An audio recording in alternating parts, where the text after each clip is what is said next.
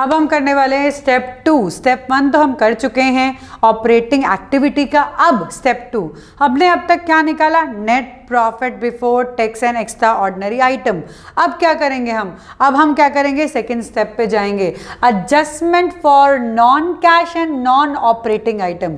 Non cash ऐसी कोई भी एक्सपेंस जिससे ना तो पैसा गया है ना ही आया है, लेकिन फिर भी हमने उसे प्रॉफिट एंड लॉस अकाउंट में डेबिट या क्रेडिट किया है। नॉन ऑपरेटिंग आइटम जो बिजनेस के कोर एक्टिविटी से रिलेटेड नहीं है, या तो वो फाइनेंसिंग से रिलेटेड है या तो वो इन्वेस्टिंग से रिलेटेड है, उसने प्रॉफिट को बढ़ाया या घटाया है, तो इनको हम दोबारा से रिवर्स कर रहे हैं ताकि अपने प्रॉफिट पे वापस पहुंच पाएं। चलो ये क्या रिवर्स कर रहे हैं हम देखते हैं। सबसे पहले नॉन कैश एक्सपेंसेस। बहुत सारे एक्सपेंसेस होते हैं जो कैश में नहीं होते, हम उनका पेमेंट नहीं देते, फिर भी उसे प्रॉफिट एंड लॉस अकाउंट में लिखते हैं, फिर भी हम अपने प्रॉफिट को कम करते हैं। जैसे एग्जांपल दिया है, depreciation, amortisation, bed debts, provision for doubtful debts. अब ये देखा जाए इनमें से कहां हमारा पैसा जा रहा है। डेप्रिसिएशन आप लगा रहे हो फिक्स एसेट्स पे, आप एसेट्स की अमाउंट को कम कर रहे हो, है ना, लेकिन क्या पैसा जा रहा है? नहीं। अगेन अमोर्टाइजेशन की बात करें, बेड डेब्ट्स की बात करें, प्रोविजन फॉर डाउटफुल डेट्स की बात करें, किसी में भी पैसा गया नहीं है। हमारी इंटेंजिबल एसेट का वैल्यू कम हो रहा है, हम प्रॉफिट एंड लॉस में से उसको डेबिट कर रहे हैं। बेड डेब्ट्स देखा जाए तो हमें किसी से पैसा लेना था, आया नहीं है, पर यहाँ पे कैश का एक्टिविटी नहीं हुआ है। प्रोविजन फॉर डाउटफुल डेट, हमें लग रहा है कि कोई पर्सन हमें पैसा नहीं देगा, इसके लिए हम पहले से ही थोड़ा प्रॉफिट को साइड पे करके रख रहे हैं, वो प्रोविजन बना के रख रहे हैं, तो वो भी हमारा नॉन कैश एक्सपेंसेस है। तो ये नॉन कैश एक्सपेंसेस जो हमने हटा दिए थे अपनी बैलेंस शीट के अंदर से, सॉरी प्रॉफिट एंड लॉस के अंदर से, तो हम क्या करेंगे, इन एक्सपेंसेस को वापस से ऐड कर देंगे। हम क्या करने वाले हैं, इन एक्सपेंसेस को वापस से ऐड करने वाले हैं, क्योंकि हम रिवर्स जा रहे हैं। जो गलत एक्सपेंसेस, गलत तो नहीं कहेंगे, लेकिन मेरे बिजनेस के कोर एक्टिविटी से रिलेटेड, कैश से रिलेटेड नहीं है, तो मैं उनको वापस ऐड कर रही हूँ। ठीक है, सो इनकम के साथ भी यही होने वाला है। सी नॉन कैश इनकम्स, ऐसी इनकम जो कैश में नहीं हुई है। आपकी कोई लायबिलिटी थी, आपको पे करनी थी, अब वो कह रहा है कि रहने दो, पे करने की जरूरत नहीं है। ठीक है, अब पे करने की जरूरत नहीं है तो आपको फायदा हो गया।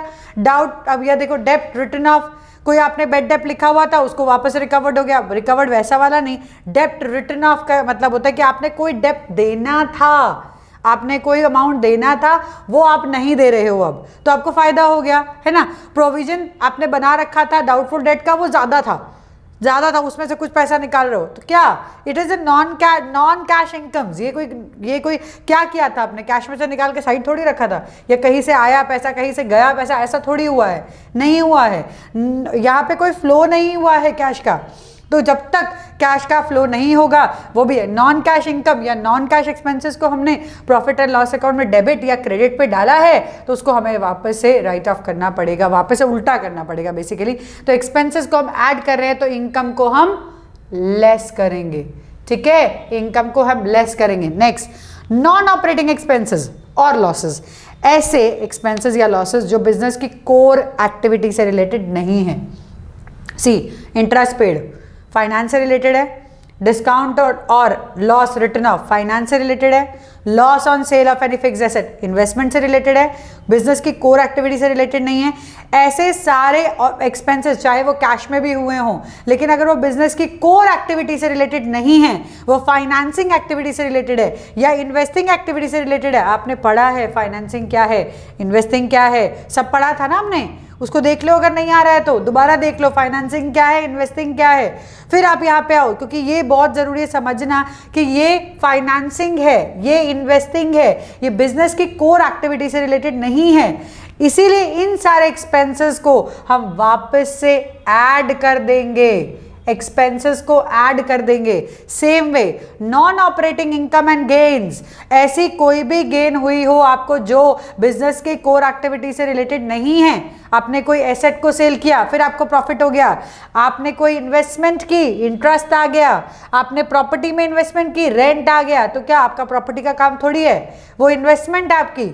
तो उससे आपको एक इनकम मिल रही है, तो वो नॉन ऑपरेटिंग इनकम्स हैं। नॉन ऑपरेटिंग इनकम मतलब बिजनेस की कोर एक्टिविटी से रिलेटेड नहीं है ये इनकम्स, ये फाइनेंसिंग से रिलेटेड है या ये इन्वेस्टिंग से रिलेटेड है, इसीलिए हम इसको वापस लेस कर देने वाले हैं। इसको हम क्या करने वाले, रिवर्स कर रहे हैं बेसिकली। तो हमने क्या किया, नॉन कैश एक्सपेंसेस को भी ऐड कर दिया, नॉन कैश इनकम को डिडक्ट कर दिया, नॉन ऑपरेटिंग एक्सपेंसेस को वापस ऐड किया, नॉन ऑपरेटिंग इनकम को लेस किया। इस तरीके से हम पहुंचेंगे operating profit before working capital changes. पहला स्टेप में क्या आंसर आया था, net profit before tax and extra ordinary item, याद रखना है, net profit before tax and extra ordinary item, first step का आंसर। सेकेंड स्टेप का आंसर क्या है, आफ्टर दिस ऑल जो एडजस्टमेंट किया आपने non cash and non operating item का, आपको मिला operating profit before working capital changes. Operating profit before working capital changes, ध्यान देना है, ये आंसर है मेरे सेकंड का। तो ये याद नहीं रहेगा तो मैं क्या कर लूंगी, फिर वो प्रॉब्लम आ जाएंगे, स्टेप्स प्रॉपर नहीं होगा, सम प्रॉपर नहीं होगा। तो इसीलिए पहला step net profit before tax and extra ordinary item, second step operating profit before working capital changes, before working capital changes, ये वर्किंग कैपिटल चेंजेस का ही थर्ड स्टेप है। पहले सेकेंड क्लियर कर लेते हैं, एक दो सम कर लेते हैं सेकेंड स्टेप के साथ, फिर हम थर्ड स्टेप पे जाएंगे and then we will do full fledge sum of a operating activity.